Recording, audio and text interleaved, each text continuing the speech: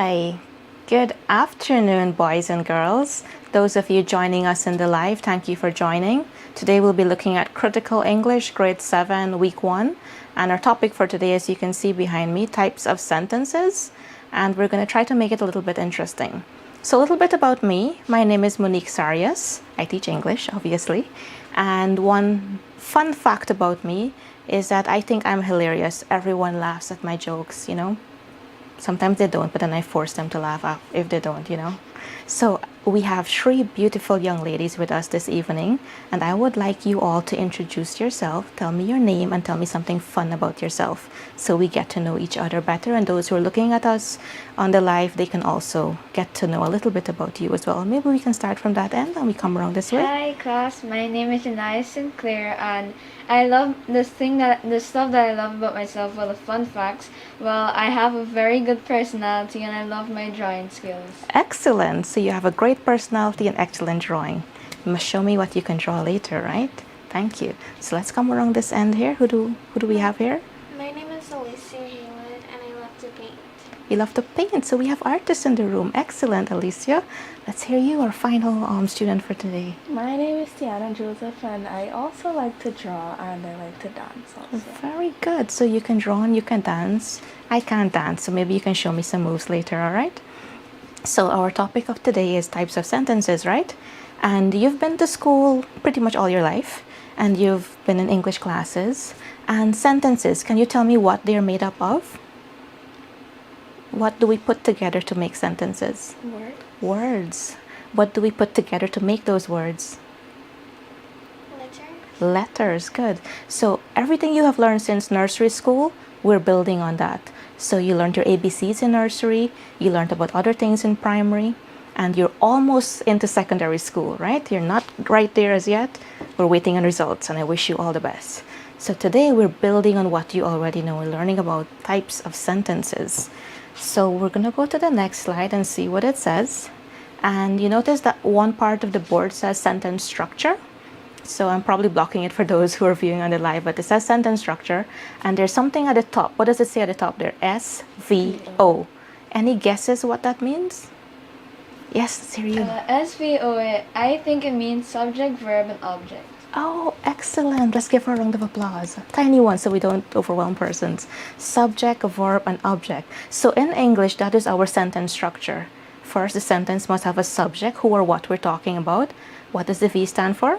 Verb. It must have a verb and object. The action must be done on something. So let's see the first example that we have there. The woman. The woman built a beautiful house. Good, the woman built a beautiful house. So I've color coded it for you so it's easy to figure out what is what. So the S that's highlighted yellow is the subject. So the subject of our sentence there, sentence 1 is The woman. the woman. Our verb is Built. built. Good, that's past tense verb. And then beautiful house. That's the object of the sentence, right? So we figured out the first one. So we're gonna ask Alicia to read the second sentence for us, and we are going to ask Tiana to tell us the subject of the sentence, the verb in the sentence, and the object in the sentence, although I've already color-coded it. Go ahead, Alicia. The children eat biscuits during their break. Thank you. Let's hear. The subject is the children, the verb is eat, and the object is biscuits during their break. Thank you very much. So very easy, right? Let's do the last one together, the third one there. The teacher threw an orange. Good. The teacher is the subject. The verb is threw. And then we have an orange, which is the object. So we all good with that, right? Excellent. Your teachers did an excellent job with you girls. So now we're back again with types of sentences on the board. And how many do we have there? 4. We have 4 of them, right? Do you recognize these words, or are these new words to you? You recognize them. All right, so let's start from the top.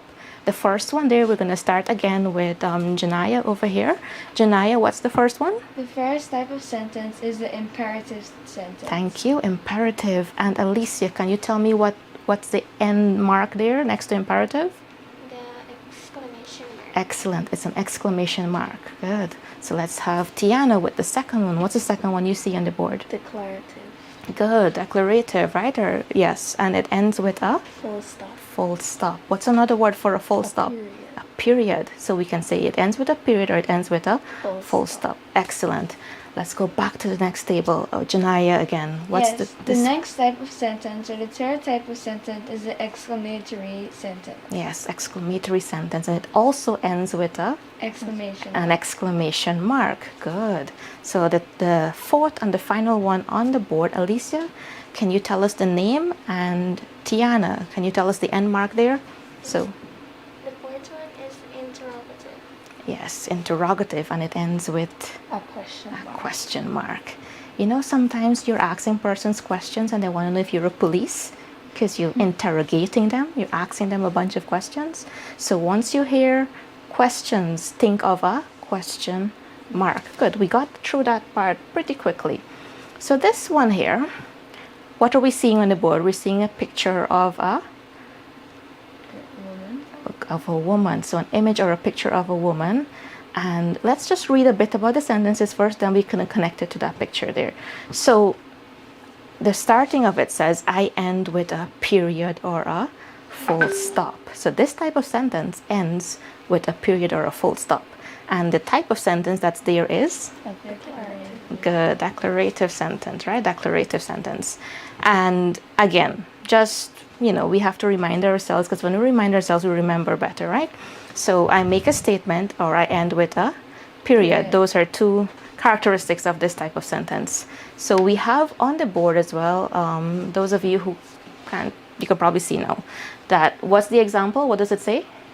The woman is smiling. The woman is smiling. And I want you to give me a smile under your mask. I know we won't be able to see it, but you're smiling. And if you are looking at us from, you know, the live, you can also give us a smile. So the woman is smiling. So let's start with Alicia. Alicia, the subject of the sentence is? The woman. The woman. The verb? Smiling. No, yes. Is smiling, right? So it's two in one. We'll explain that a little later on. Good.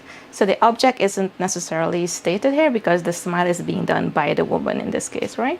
So let's go to the other one. The woman is smiling. We're going to have the similar photo as well. But this type of sentence, it ends with a question mark. So just now we had a statement, and now we're going to try to make that statement into a question. So the type of sentence we're looking at would be? Interrogative. Excellent, excellent. So maybe Tiana, you can read the first characteristic for us. I ask a question. I ask a question. So this type of sentence, it asks a question. If we're asking a question, it needs to end with which end mark? A question A mark. question mark. So I want you to draw in the air a question mark. And the dotted there. Excellent. Good. So how did we change the sentence that we had previously from being a statement into a question? Have a look at it. Why is the woman smiling? Notice we're still talking about the woman. We ask a W question, why? And we want to know why she is smiling. So it ends with a question mark. And you notice sometimes our tone changes. Why is the woman smiling? So it's like you're waiting for a response now, the way your tone, you know, the way your voice moves. Yeah. So let's go to the other one now. I end with an exclamation mark. Let's try drawing it in the air. Exclamation mark. So this type of sentence is exclamatory sentence. And just now we were all a little bit nervous when we first started, right? Now suppose somebody had shouted at you, now you might get a little scared, right? And if somebody shouts at you, their voice raises, right? Sometimes mommy calling you to wash the dishes. Does mommy call you to wash the dishes sometimes? Shania, come here, wash the dishes. You're hearing the emotions there, right? So when people speak with a lot of emotions, think of exclamation marks. So this one here is, I am so happy. So the strong emotion that we are hearing in this sentence is happy. So the person is happy and they want to tell everybody, so they're shouting. So if they just say, I am happy, that can end with a full stop. But if they say, I am happy, that ends with an exclamation mark. You notice how the voice changes as well? So let's just say you had to be a reporter, for instance, and you had to write what exactly people were saying. To punctuate, to know which one of the punctuation marks to use, the woman was scared. She shouted, help! Where are we putting the exclamation mark? Help, because that's the one that. But question now, help. Is that a complete sentence? Help. Do we have a subject in the sentence? Do we have an object in the sentence? Somebody is shouting though, right? So think of it this way. Sometimes the subject is not always mentioned in the sentence. For example, if your mom says, come here and wash the dishes, is there a subject in the sentence? No. Well, do you know who she is talking to? She's talking to you. If your mom is talking to you, it will be Tiana. You know, mommy is talking about Tiana.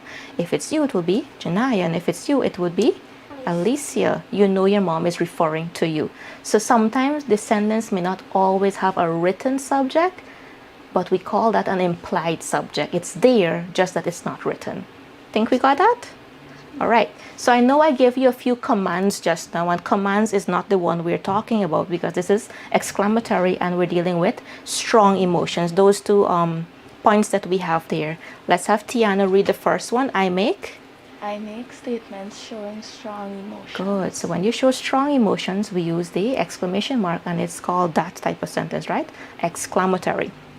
And Alicia, can you read the second point for us, the characteristic of this type of sentence? I end with an exclamation mark. Good. So it ends with an exclamation mark. So if you didn't know and you're reading a sentence, the minute you see an exclamation mark, it's possibly this type of sentence you're reading. If it ends with a full stop, it's a declarative, and it ends with a question mark, it's a interrogative, and if it ends with an exclamation mark, it is exclamatory. So this is one type. We have another one coming here that can also end with an an exclamation mark or a period. It can end with either, depending on how it's written. So it doesn't always have to be an exclamatory sentence that ends with the exclamation mark. This one here, let's read the sentence first. Smile for the camera. What is this here? A command. A command. Somebody's telling you to do something. So the example I gave just now with mommy telling you to wash the dishes, that is also a command. Can you make a sentence for us, please, Janaya? That is a command. Command me to do something. Tell me to do something. Please go and clean the floor. Good. I need you to say it louder though, because you're giving me a command. I have to listen to you. Please go and clean the floor. Good. So now I'm going to get scared and I'll go clean the floor, right? Maybe I made a mess, so I deserve to clean the floor, right? All right, let's hear one from you, Tiana. Give me a command to do. Stop eating my cookies. I don't want to, though. I don't want to. I'm probably not going to listen to that one. But yes, stop eating my cookies. Yes, excellent example. Let us have Alicia now as a command. Give me a command, please. Fold up your clothes. Fold up? Oh, fold up my clothes. Yes, indeed. So the clothing, it's washed already, and now I just have to fold it and put it away, right? The laundry. Excellent. So you guys did a great job. Let us give ourselves a little clap. Not too loud because we don't want to, Exactly. Good. So are we going good so far? So this type of sentence can end with an exclamation mark. And if it ends with an exclamation mark, is when you are shouting. For example, when you told me to stop eating your cookies, right? Because you got angry with me, right? Angry at me. So, but it can end with either an exclamation mark or a full stop. So if mommy says, Shania, go and water the plants, but she didn't say it in a rough tone. Shania, go water the plants. That can end with a full stop, because even though it's more of a request than a command. But in this case, she didn't say please. But it's because she didn't shout at you, we can't use the exclamation mark. She just told you to do something. So I want you guys now to look at these pictures here. It's an activity. And those students who are joining us on Facebook or YouTube, this is an activity you can do as well. We're looking at 4 photos here, 4 images. And the first one is a flower. What's another name for this flower? A lotus. Where do we see this type of flower? In the water. In the water. So if I go in the ocean, I'll see a flower like this? No. So where specifically? In ponds? In ponds. Or sometimes you're driving down the road and you see a little trench or a canal. You see these growing, right? Do you like them? Are they pretty? Yes. Beautiful, right? The thing about these flowers though is that they grow above the water. So even if they're growing in a polluted pond, for instance, they never touch the water. So I think it's very interesting because it reminds us that regardless of where we are, regardless of our environment, we can still come out and be the best possible person we can be. So you don't have to be like your environment. You can be better than the environment that you live in or that you go to school in. So I want you to think of that, right? Let's look at the other one now. What's this one? A boy smiling. It's a boy that is smiling. Seeing some smiles from the girls here. Good, boys smiling. And usually when people smile, it's an indication that they are Happy. happy. Is it always true though? Or is everyone, if you see someone that is smiling, does it mean that they are happy? It usually means that, but sometimes people can smile and not mean that it doesn't mean that they're happy, right? So those people, sometimes we see that they're sad, or some persons can also be depressed as well, right? So let us try to be nice and kind to those persons. Even though they always look happy, let's still try to be there for them. We have this other one here. I'm sure you all recognize this one at the bottom here. This is what? The city of Georgetown. Good. It's in Georgetown. And what is this part here called? Stabroek. Stabroek Market, right? Or some people call it the big clock. So people go to the Stabroek Market. Why do they go there? To buy goods. To buy goods or greens or so forth, right? And some persons also go there to catch the bus, and some cars are also there, right? So you can go there for that. Let's look at the other photo. Do you recognize that guy? Bob Marley. He's Bob Marley. close, but not correct. He is actually a Guyanese rock star. Let's call him a rock star. His name is Gavin, and he plays on the guitar and he sings. So when you go home, you can probably Google him, Gavin, and we can work with that. So the activity is use one of the given photos and create 4 sentences to show the different types of sentences. So let's just recap. What are the sentences again? Declarative sentences, interrogative sentences, exclamatory sentences, and imperative sentences. Good. So we did those 4. And do we remember what they end with? Declarative ends with a full stop. Or a period, correct. Interrogative ends with a question mark. It's like you're interrogating someone. What's the third one? Remind me. Good. Exclamatory. What does that end with? Exclamation mark. And the 4th one is? Imperative, and ends with an exclamation mark or a full stop. Very good. It can end with either. Correct. So now each of you will write 4 sentences, one of each. Choose one of these photos to write on. So if you're writing on the lotus, all 4 sentences should be about the lotus. If you're writing about a boy, all 4 about the boy. And you understand for the rest. Okay, you have 2 minutes to do that.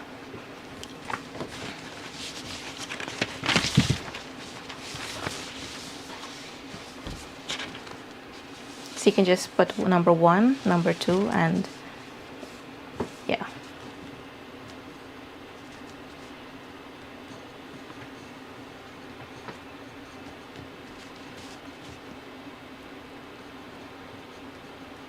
Do you want me to go back to the types of sentences?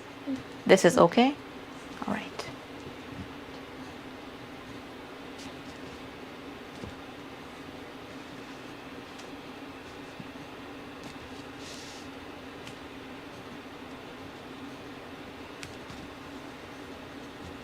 So I'm gonna come and take a seat next to you guys and take a peek at what you're doing, okay?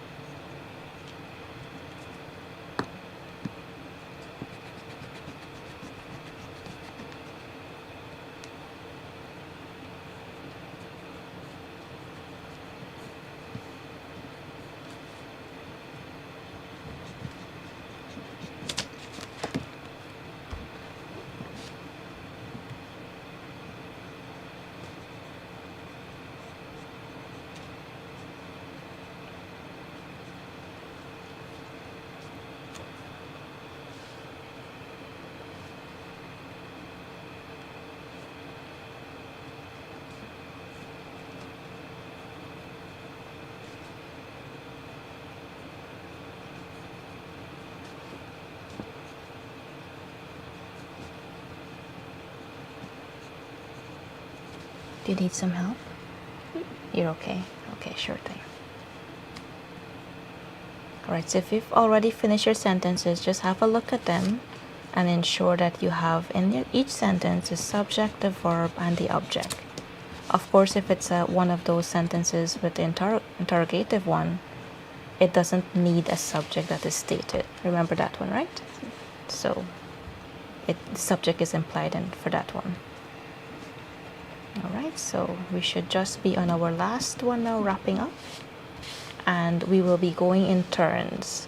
So first we're going to have Tiana read the first one, her first example, and this should be which type? Declarative. Good. And then we're gonna have Alicia read the second one, which type? Declarative. No, it can't be that one because remember Tiana is doing that one, so I want you to choose another one. You'll choose another one from me, right? And Janaya, you're going to choose a different type to read. So when your colleague read the sentence, you're going to help me tell them if it's right or how they can improve it if maybe they made a mistake, okay? So since Tiana is going first, I want Alicia to fact check what she is saying. And when it's Alicia's turn, Janaya will fact check. When it's Janaya's turn, Tiana, you're going to make sure that what she's telling us is the right thing, okay? And once that is done, I will just say, yes, that was the right one. We can work with that? All right. Are we ready to go? Yeah? You need some more time, Alicia? All right. I'm going to give you 30 seconds. All right. Remember that each sentence needs to end with a punctuation mark, or we call them an end mark. And we start our sentences with a capital letter always. So just double check that you have those things done for your sentences, and we are going to get started. Tiana, can you read the first sentence that you have there, please? Tom smiled brightly. Full Good. stop. Tom smiled brightly. Good. So do we have our subject, Alicia? Yes. Do we have our verb, Alicia? Yes. And do we have our object? Yes. Tom smiled brightly. Yeah, we can call that, right? And which type was that? Declarative. Is she correct? Is that declarative? Good. Excellent. So it's a statement, declarative, and let's have you know. What's the second one? Are you going to are you going to still sell at the market today? Are we going? Are you going to still sell at the market today? Good. Are you going to still sell at the market today? First of all, it is a Sorry, Miss. First of all, it's interrogative. it's an interrogative, yes, but it ends with a question mark, so it is a question. So did she get that one correct? Yes. Definitely. It's okay. Sometimes I get lost too. All right, so let's have yours. So since Tiana gave us a declarative, we have an interrogative. Which one are you going to give Miss, us? I'm going to do imperative. Miss, but is it okay that I did it with the boy also? It's okay. It's okay. No Yes, worries. Miss. I have for number 4, please stay still for the camera. Please stay still for the camera. And remember, this is one that you can either use what? A full stop or period or or an exclamation mark. Good. So you can use a full stop if somebody isn't shouting at the other person or too excited, right? So we can use a full stop here. Please stay still for the picture. We can say, please stay still for the camera when your photographer is taking your photos, right? Because you know sometimes people like to move around when you're taking their photos, right? And what was it? The fourth one that nobody talked about? Exclamation. Exclamatory. Good. You got it close enough though. Exclamatory. So who would like to share their example with us? Should I do inky, pinky, pampy? Do we still do that in school now, or that was like back in the days? Oh no, you guys are making me feel old now. So what do you say in school when you want to choose A, B, C, or D and you don't know which one to choose? Eeny, meeny, miny, mo. Do you want me to do eeny, meeny, miny, mo? Eeny, meeny, miny, mo. So that's Tiana. And if Tiana doesn't get it, we're going to ask Janaya and then I Alicia. don't have to know, but I know one. You know one? Okay, go ahead. Can you stop smiling? Can you stop smiling? Okay, let's take out the can from that one and stop smiling. I like how she gets these one with the commands very well, right? Do you have little brothers and sisters? No. No? You wish you had some that you can You can order them around to do things for you. Go pick up my shoes. Go wash the dishes for me, right? All right. So we did an excellent job. You all did an excellent job. And if you paid attention to us for the 30 minutes that we were here over on the live or on YouTube, thank you so much for your time. And girls, I can't wait to meet with you again. Before we end the session, I want each of you to say one thing that you remember from the session that was new, that you didn't know before. Or if you knew it before, just remind us what it was. So we're going to start from Alicia, because usually we start from these two ends, right? Let's start from Alicia. We're going to come to Tiana, and we will end with Janaya. Okay, so I learned something new that imperative sentences can also end with an exclamation mark or a full stop. Good. So this is one of them that can end with either an exclamation mark or a full stop. Do you know when to use the full stop and when to use the exclamation mark? Yes, miss. Very good. So you should feel proud of yourself, right? Let's have Tiana. Okay, so I already learned before that declarative sentences end with full stop, interrogative sentences have a question mark, imperative sentences end with a exclamation mark or a full stop, and exclamatory sentences end with exclamation marks. So you knew all of that before. Well, I'm so happy that you knew it before, and Just refresh me. this is exactly, nice word, refreshing, right? Very nice. Let's have Janaya now. Yes, Miss, I already knew this, but I'll just remind it for the sake of our revision today. Yes, Miss. In exclamatory sentences, they can either make a command or a request. Yes, yes. Thank you so much. And next week we will continue on sentences, but we will go a little bit deeper into something called clauses. Did you do that before? Yes. Oh, you guys did that already? Oh my goodness. So, simple sentences, you've heard about that already. Compound sentences, yes? Yes. And the other one is complex sentences. Did we do that? Oh, so I am feeling excited now that I can be able to teach you something new. All right. So this was fantastic. So next week, maybe what you can do is just try to brush up your books on the topics that you did already. And the new one, you can probably try to Google it and see what you know about it. Or if you have a textbook that has complex sentences, go ahead and do that. Thank you so much. Bye, everyone.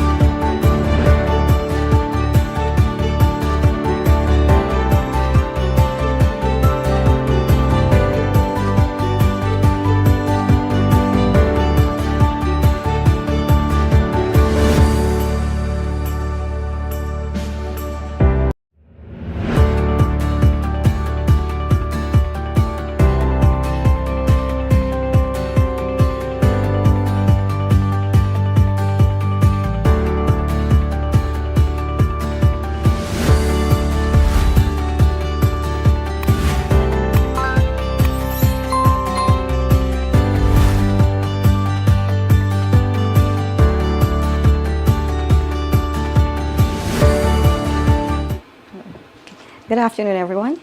Welcome to Critical Math, grade 7. And I hope you enjoy this session, our first session for grade 7, right? We know that a lot of students are having issues with mathematics for whatever reasons they are.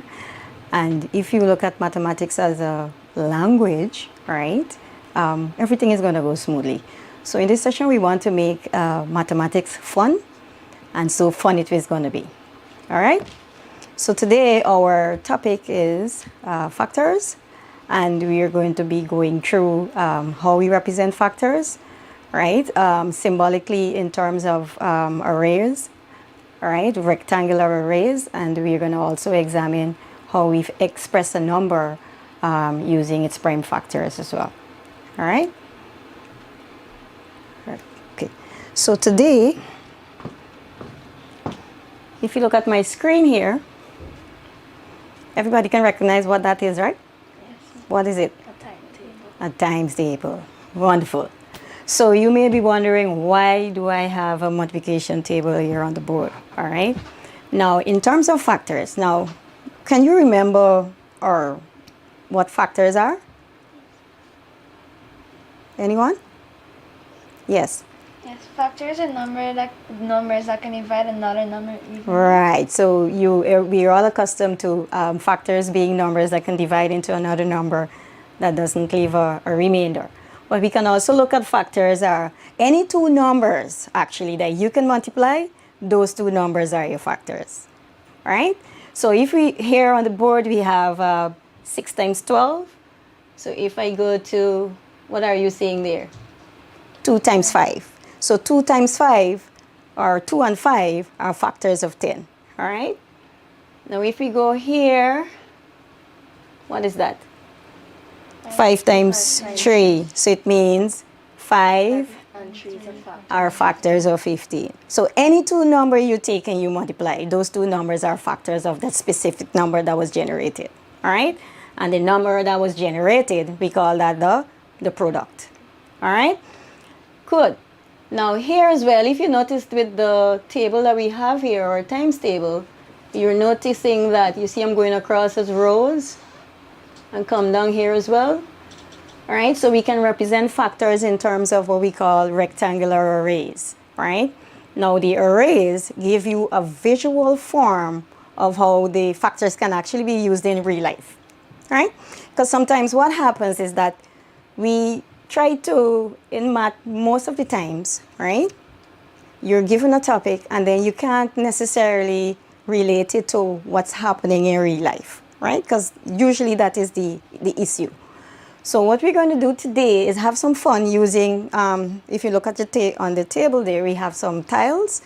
And so we're going to vividly or visually, right, represent factors as product of two numbers. All right? So our first task is I'm going to give you the number 12. All right? So in terms of rectangular array, I want you to take these tiles that you have on the board there. You can use same colors. So you're taking 12. Now you have the first representation that is on the board. If you look on the board, you'll see what? 2 times 6. So it means you can have 2 rows of 6. That's what it means. So take the tile and represent it as 2 rows of 6. So let me see how you represent 2 rows of 6.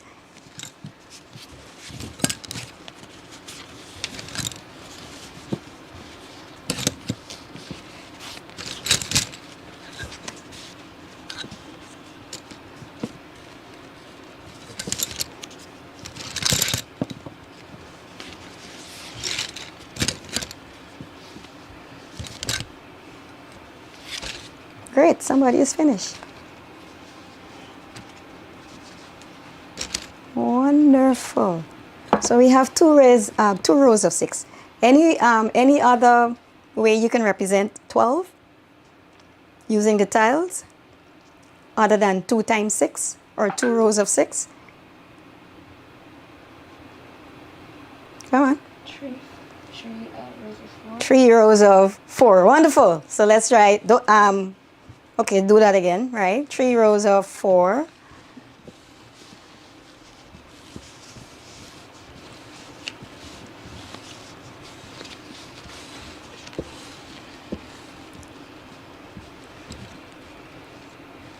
Cool.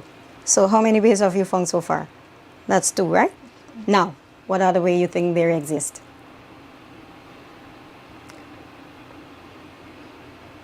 Come on.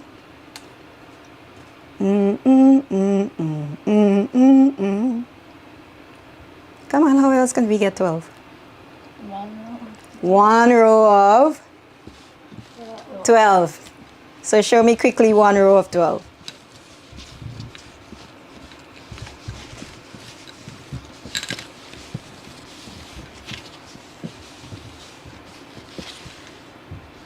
Great. All right, you're falling off the table. All right, one row of 12. So what did you notice so far? So how many different ways did you get? 3 different ways. So take note of the 3 different ways. Now you may be wondering why, why I'm asking you to do 2 rows of 6 or express it as 1 row of 12 or 3 rows of 4. So we're going to get to that just now. So let's take 7.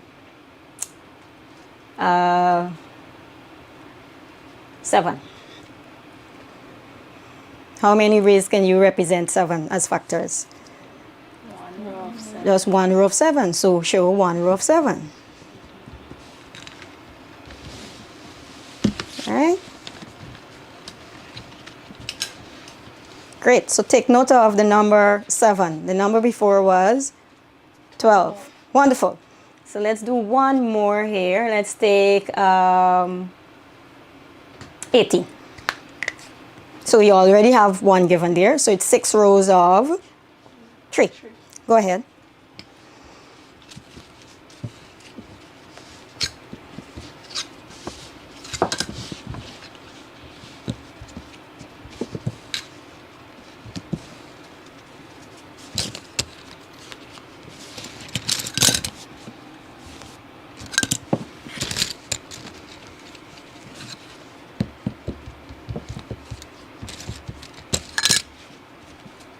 Space. Now you need to stack that on top of that because it's going to be, you can put it on top of the first one so it looks kind of, no, just a little ahead there. Right, so it's look, because there's a, I want you to see something. Come on, Alicia.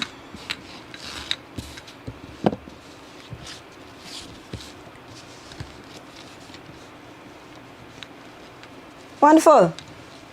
Now, any other combination? For 18, we're still looking at the number 18. 1 row of 18. Good. So make a mental note of how many times you are adjusting, right?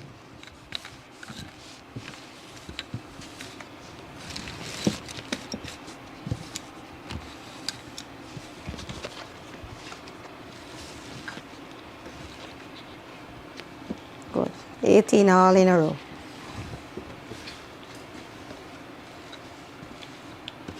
Right, 1 row of 18. All right, I know you're coming off the table, but that's fine.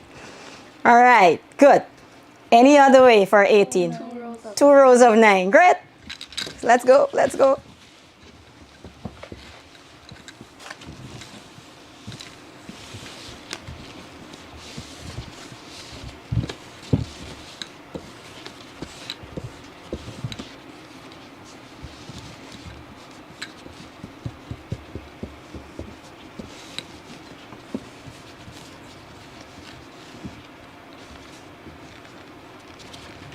Nice. All right, let's wait on Alicia a little bit.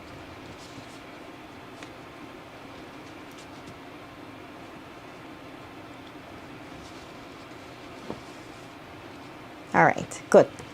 Everybody, all right, everybody has finished. Now, so this is what you will do for me. So you take your writing paper. So the first number we looked at was 12, right? So we looked at 12. So write down the different factors that we had representing 12. So the first one was, what we had? 1. What we had, how did we represent 12? Rows? Right, 1 row of 12. So that would be 1 times 12, right? You can just simply put 1 times 12, right? 1 times 12, great. The second way, 2 times 3. 6, right? 2 times 6, right? 2 rows of 6. 3. 3 rows of 4. Great. So if you were to extract the numbers there now, if you were to extract those factors of 12, see how can you write those factors? Write down the factors of 12 there for me. Starting from the smallest, going all the way to the largest number. So the smallest number is 1, right? Good. It's 1, followed by, what's the next number? 2, followed by, right? Followed by, right? And the last number there is, oh, so we had 6, sorry. And then the last number now would be 12. So how many factors of 12 do we have there? 6. 6 factors. So the number 12 has 6 factors. The second number that we examined was 7. 7. So right, how did we represent 7? 1 row of 7. 1 row of 7. Good. So what are the factors of 7 there? 1 and 7. 1 and 7. Right. So 7 has how many factors? 2 factors. 2 factors. Great. Then the third number that we looked at was 18. So let's go.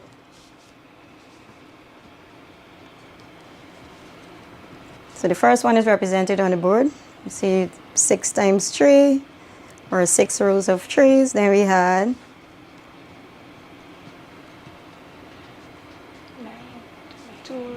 2 rows of 9. Then we had, 3. 6 by 3. well, it's already here, so you should account for it already. All right. Any other way?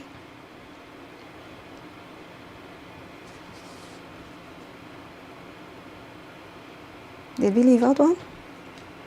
I think we left out one. 18. 1 times 18. Right. Great. All right, so write down all the factors of 18.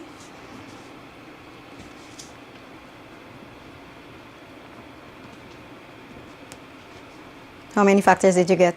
6. 6 factors as well? All right, one more number, and that number would be, let's choose, all right, I don't want to make it too difficult. Let's use that there, 11.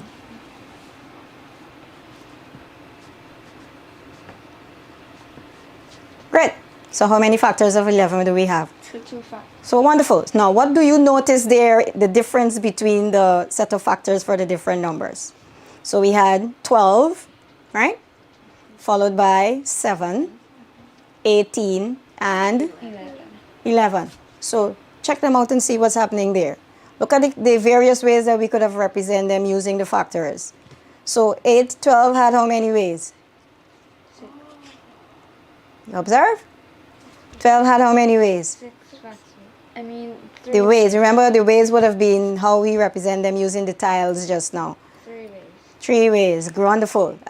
Look at 7. How many ways? 1 way. 1. The next number was 18. How many ways? 3 ways. Good. And the last number. 11. So what do you notice about the numbers? Yes, factors depending. The odd ones only have 2 factors. All right. So some of the numbers have one way of representing them, right? And they only have how many factors? 2 factors. And the other set, you have how many more than 2 factors. So that brings us to a concept of prime and composite numbers.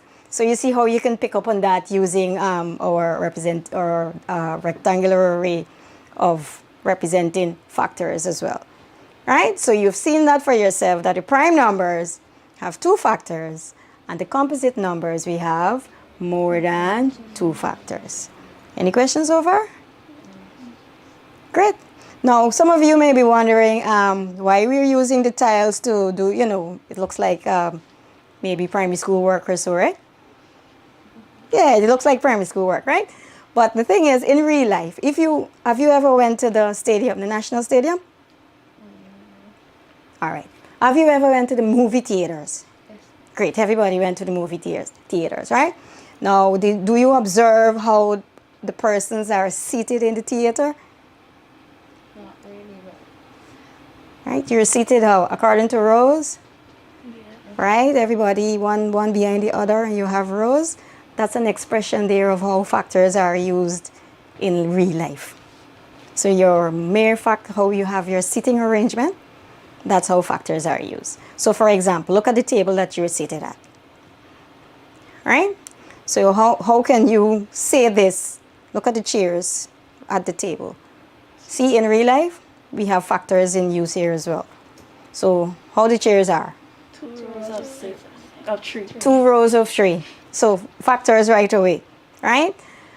For example, another example of how factors are used in real life, for example, you go up to the bank teller and your parents may have to change a check, right? And let's say they have $60,000. The check is for $60,000. And then when you go up to the teller is going to ask you, how do you want it? Now, how do you want it means they have $2,000 notes, they have $1,000 notes, and they have $5,000 notes. That's our currency, right? So if you say you want the $60,000 in $1,000 notes, see how many notes you're receiving? You're receiving 60 notes. So security-wise, would you want to have that going out of the bank, or is it going to, or are you going to use the scenario, your purse? Is your purse going to hold $60,000 like that, right? Or you can say the teller might ask you, if you maybe you can say $2,000. You want your notes in 2,000. How many $2,000 notes are you going to get? Somebody's saying it. 30. So you see, you have another decision to make. And then you move up the line and you can say, oh, just give me in 5,000. So how many notes are you going to take home from with the $60,000?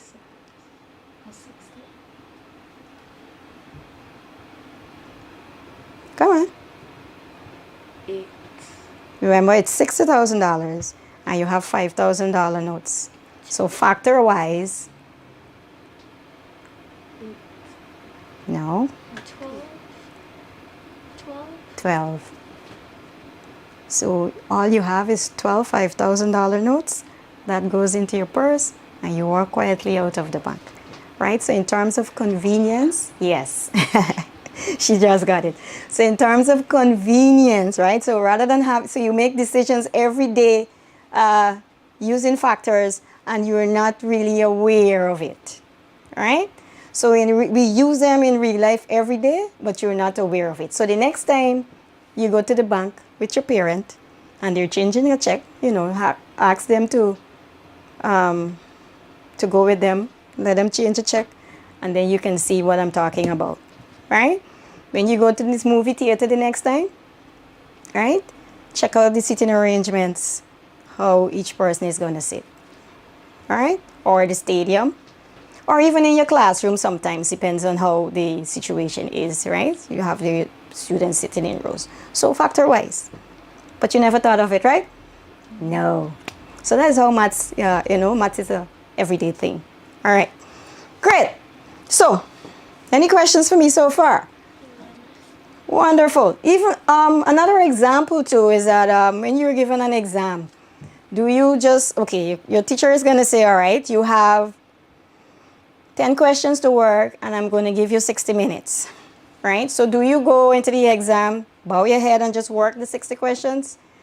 Or do you plan ahead? Okay, I have 60 questions and I need to give each question, the same amount of time. So your factor come into there again. So how are you going to distribute, right, the time so that each question gets the same amount of time? 60 minutes, 10 questions. How many minutes per question? 6. So you see, you have to think about these things so that when you go into the exam, right, you want to give each question the maximum attention so that you can come out successfully, right? So you don't want to run in an exam. You have 10 questions, 60 minutes, and then you just bury your head in your sand and you're trying to work out the questions. And then what happens?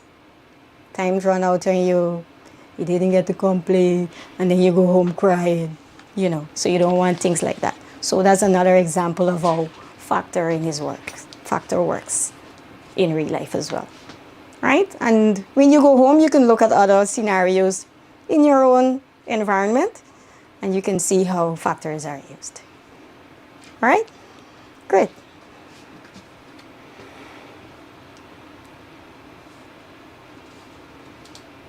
All right. So just now we mentioned about factors in terms of, we noticed that the prime numbers, they have 2 factors, and some of the numbers have more than 2 factors. And remember I said earlier that mathematics is a language, all right? And you communicate more or less using numbers, all right? So in other words, you have to know your numbers, all right? Now, each number in the, all right, can be represented uniquely as a product of its prime factors, right? So you already know what prime numbers are. So prime factors would be those factors that have, 2,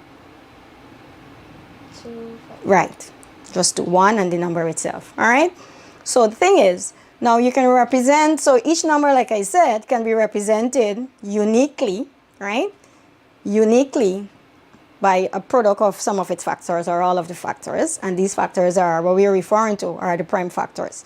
So let's look at a number 18. Now, usually, what you have to take into consideration is the type of number you have, right? Whether the number is even or whether the number is odd, or, So if the number is even, the number is divisible by 2, right?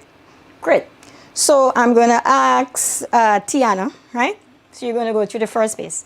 So we're going to use here, we're going to try to find prime factors of 18. We know 18 is even, and the first prime factor would be what? 1. No, 1 is not a prime. Okay, all right. So it's 2. 2 is your only even prime number. So once the number is even, you always start off with 2. So here I'm going to type 2. 2 times what will give us 18? 9. Good, that's great. So let's do a check. Wonderful. What about 9 now? We know we can't use 2. So the next would be? 3. So 3 times what? 3. Exactly. So let's do a check. Great. So 18, the prime factors are 2 times 3 times 3. Clear? So this is what we call a factor tree.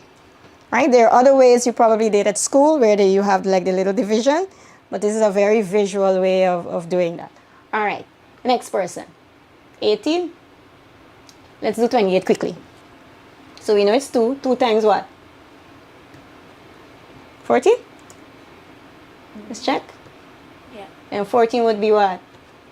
2 times 7? Anything else?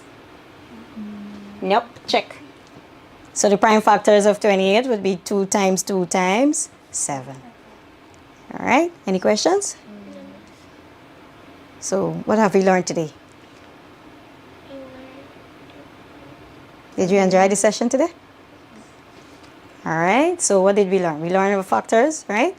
Any 2 numbers you multiply, those are factors of a particular number. All right. We also examined prime and composite. So we know some of the numbers are composite numbers and some of the numbers are prime numbers. All right. And we can also represent a number as a product of its prime factors. All right. So thank you for being with us for this session, and I hope you have learned much. All right? So we'll see you in the next session.